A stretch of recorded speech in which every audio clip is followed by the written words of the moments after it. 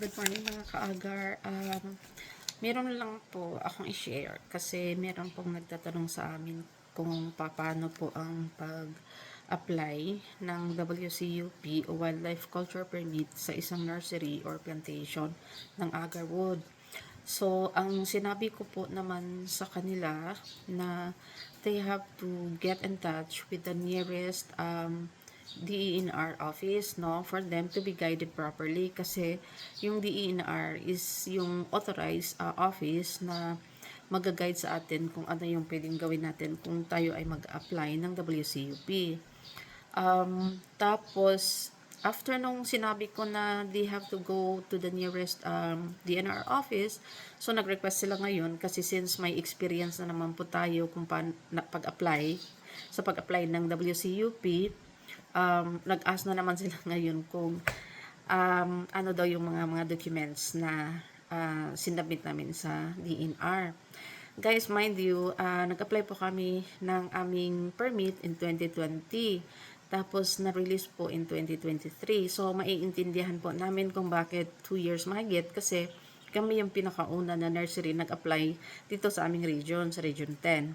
So, ngayon guys, yes, may experience na po tayo and in fact, nakatulong na rin po tayo ng mga counting planters na nakapag-kuha na rin, na-approve na rin ng kanilang WCUP, no? So, we assess them, especially pagka member po sila ng ating group.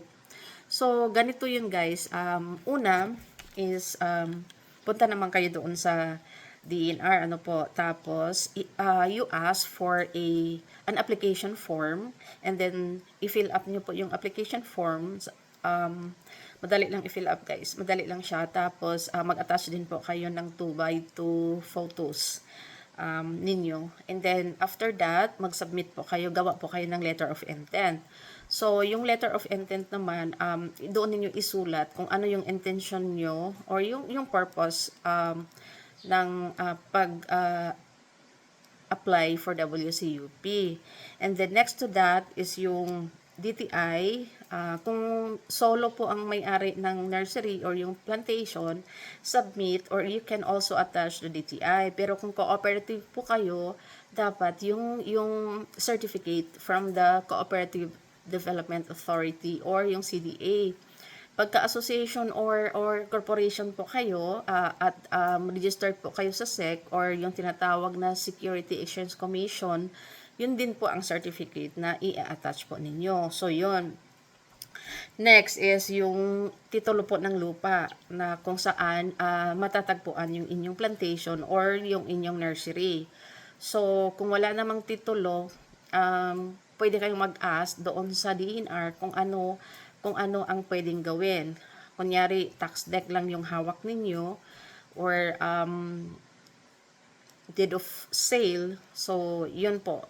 Alam na alam po nila yun kung ano ang gagawin. And next po is yung management plan. So, hinihingian din po tayo ng management plan kung paano natin kung ipapalakad o kung paano natin i-manage yung ating nursery or yung ating plantation o yung ating farm. And next to that is yung bank certificate po. Hinihingian din po tayo ng bank certificate na kung saan nakalagay po doon kung magkano yung ating pera na nasa bank. Kasi doon nila malalaman kung kaya ba natin na i-manage yung ating plantation or yung ating nursery. So, next to that is yung, ano pa ba yung sunod? Yung barangay permit to plant. So, hingi din po tayo ng barangay permit to plant. Like, ina-allow po tayo ng barangay na at least alam ng barangay na may nursery tayo na i-establish. Na alam din ng barangay na magpa-plantation po tayo ng agarwood. And then, gagawa din po tayo ng sketch map. Pwede nyo pong i-google yung area po ninyo kung saan matatagpuan yung inyong nursery or yung inyong plantation. And then next to that, also, of course, yung LTP. Importante po yan. Kasi, hahanapan po tayo ng legal source ng ating mga seedlings na ibebenta o yung ating mga seedlings na binili natin para itanim natin sa ating farm. So, yun. Importante yun. Hindi lang LTP, yung local transport permit. Marami yun guys 5 pages ata yun na i-release ng DENR kapag ang isang nursery ay mag-apply ng LTP para sa isang buyer. So, kasama na rin po doon yung document yung official receipt ng may-ari or ng nursery. So, yun po yun guys. So far, yun lang naman. Wag niyo pong kalimutan pala, maglagay kayo ng transmittal. So, ano po ba ang purpose ng transmittal? So, in every document po, sa akin lang po ha, in every document na isasubmit ko po in any office, government or private offices, nagsasubmit din po ako, nagpapareceive po ako ng transmittal.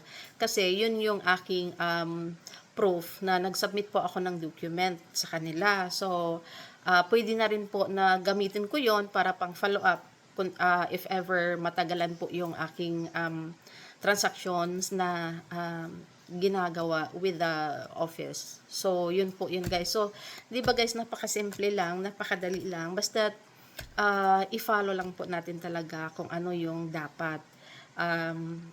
Huwag po tayong mag-shortcut kasi in farming po, karamihan, there is no shortcut. So, same with the legality. No, we do things in a legal way. So, yun po. Yun lang po ang i-advise po namin at ma-share po namin sa ating mga kasama na mga agarwood farmers na gusto mag-apply ng WCUP. Yan lang po. Magandang umaga ulit.